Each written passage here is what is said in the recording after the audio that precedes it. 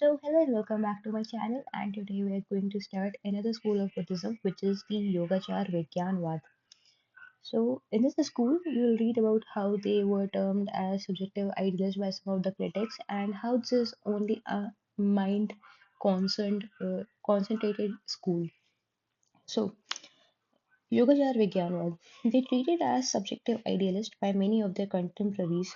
This is because philosophers like Dharmakirti give arguments for denying the existence of external objects. So they are treated as subjective ideals because they are said to be denying the existence of the external objects, and they are of the perception that mind is the only thing which is real. Also, they criticize Madhyamika Shunyavadins for denying the existence of mind, chit, for involving in reasoning and thinking mind is necessary. So the philosophers in favor of Yogacara Vijnanavad are the ones who criticize the Madhyamik for denying the existence of the mind, because for processing different things, for reasoning, for logic, all of that, mind is absolutely necessary. So, for involving in reasoning and thinking, mind is necessary. This is the argument given by the Yogacara Vijnanavadins in criticizing the Madhyamika Sunyavadins for their denying the existence of mind or chit.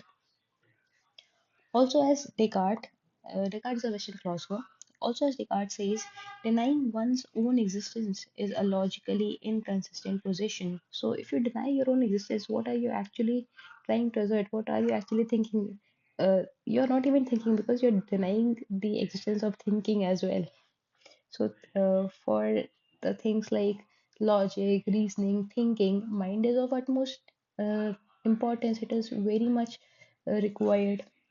So, in a similar way, Descartes says that denying one's own existence is a logically inconsistent position, so it is an anomaly. Thus, they accept self and extend the following arguments to disprove the existence of the external objects. So, in order to disprove the existence of the external objects, the following arguments are given by the Vijnanavadins. First, mind is the only reality. Things that appear to be outside the mind are merely ideas of the mind. It cannot be shown that the external object is different from the consciousness of the object.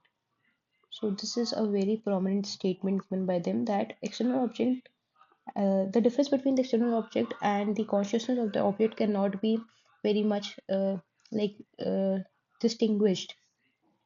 There is a very thin line between them, and that is very imperceptible. So you cannot exactly show the difference between the external object and the consciousness of the object. For example, blue color and the consciousness of blue color can never be perceived separately. So what exactly is the consciousness of a blue color? What exactly is blue color? They both of them exist in coherence with each other, right? So you cannot exactly show the difference between consciousness and the element of consciousness. Sorry, you cannot show the distinction between the element and the consciousness of the element. Third, an external object, if admitted, will be either atomic or composite. Okay, if it is atomic, it can never be perceived. So, if the external object is atomic, it can never be perceived. A composite thing can't be perceived either, since we cannot perceive all the sides of an object at the same time. So, what the critics want to say by this statement is if you're trying to perceive an external object, you have to admit that if it is either atomic or a composite. So, like if it is atomic or if it is an aggregate of different atoms. So, in the first case, if we say that the external object is atomic, then how can you perceive it? Because atoms are imperceptible, right? We are limited, the human beings are limited by our capabilities to see, and we cannot see those micro atoms. So it is unperceptible and cannot perceive. And the second case, if you say that it is a composite thing, then it cannot be perceived either because we cannot perceive all the sides of an object at the same time. That is also really true. The last argument is consciousness of an object cannot arise before the object has come into existence. Neither can it arise after the origin of an object, since the object, being momentary, vanishes as soon as it arises. So they have asserted the theory of momentariness here as well, because they say that consciousness of an object cannot arise uh, like before the object has arisen, and neither can it arise after the origin of the object, since the object, being momentary, vanishes as soon as it appears, as soon as it arises. Also, both can't originate simultaneously, since it is claimed that external object is the cause of consciousness of it. So they are claiming that they cannot arise before it, the consciousness of an object cannot arise before it, it can neither arise after the origin of the object, and it can not arise simultaneously. Like both of it, the consciousness and the origin of the object cannot be like originating simultaneously, since it is claimed that external object is the cause of the consciousness of it. So what we could infer from all of these statements is that Yogacara-Vijnanavada tries to assert that it is a mind-only philosophy. It means that the role of mind in shaping our experience of the reality is of prominence in this very philosophy. They have laid greater emphasis on consciousness and awareness. Vigyan, so the literal meaning of the word Vigyan is consciousness or awareness. Everything we perceive is a result of the mind's projection. It is because of our mental constructs, it is because of the processing which goes on in our mind. There is no external reality independent of the mind. What we perceive as the world is a construction of our consciousness. So whatever we see or whatever our daily experiences is because of the processing of our different ideas in the mind. Uh, we gain all of these experiences through our sense organs, I guess, and then it is because of the functioning, it is because of the processing in the mind that we could actually decipher, which could actually build logic about what the external world is. So both the external world and the mind are interconnected, and mind is the only thing which is real, and it is because of our mental projections we could uh, deduce what the external world is. This is what the Vigyanvad uh, school of Buddhism means. So there's criticism for Vigyanvad that it is a subjective idealism. So here it is said that is Vigyanvad subjective idealism? This is the question. So what does subjective idealism actually means? Subjective idealism is the belief or is the philosophy that external world is dependent on the mind only. So everything you see, everything you perceive is just in your mind. It is a mind dominated world. Vigyanvadins arguments for reducing things to external world to for reducing things of external world to momentary ideas makes one think that they are subjective idealists.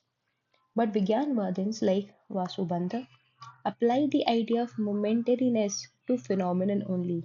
So we have to pay great attention to this detail that although Vigyanvadins have been termed as subjective idealists by the critics for them of claiming that the external world is a mental world, and for reducing the things of external world to momentary ideas, as we have seen earlier. So in here, the Vigyanvadins like Vasubandha apply the idea of momentariness only to the phenomenal world.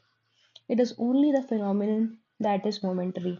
Reality is pure consciousness, which is known through Alay Vigyan, the storehouse of the consciousness. So the idea of momentariness is only applied to the phenomenon and not the nominal world. And reality is pure consciousness, which is known through Alay Vigyan, which is the storehouse of the consciousness. So it is a central repository of all the consciousness. It has the data, you can say it has a data for all the karmic impressions, all our potentials, thoughts, emotions, everything. It is a storehouse of everything which we could uh, like gather. So it transcends the dualism of the knower as well as the knowable of phenomenon. So the pure reality transcends the knower and the object of knowledge of the phenomenon world.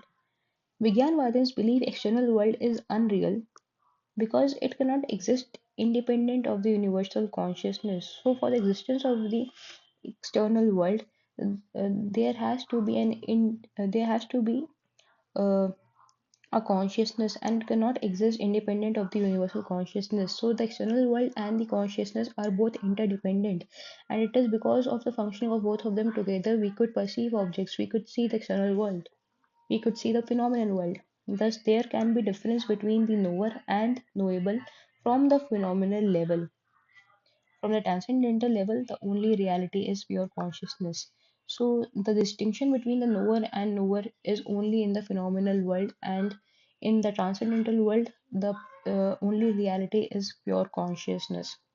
Just like Brahma of Upanishads, consciousness is only reality, which is the ground of all phenomena. So they have compared it to the Brahma in the Upanishads, and what they try to assert is that consciousness is the only reality and it is the ground for all the phenomena. Whereas in the phenomenal world, uh, the different things of the external world exist because of it being dependent with the universal consciousness. So both of them are required, the external world and the universal consciousness, in order to perceive the external world.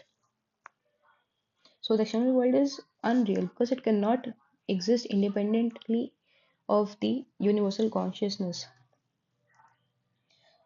The charges of subjective idealism can be raised only against the views of Buddhist philosophers like Dinnaga and Dharmakirti, who endorse Swatantra Vijnanavad. So, subjective idealism or the charges of the subjective idealism could only be termed to certain philosophers who follow Swatantra Vijnanavad.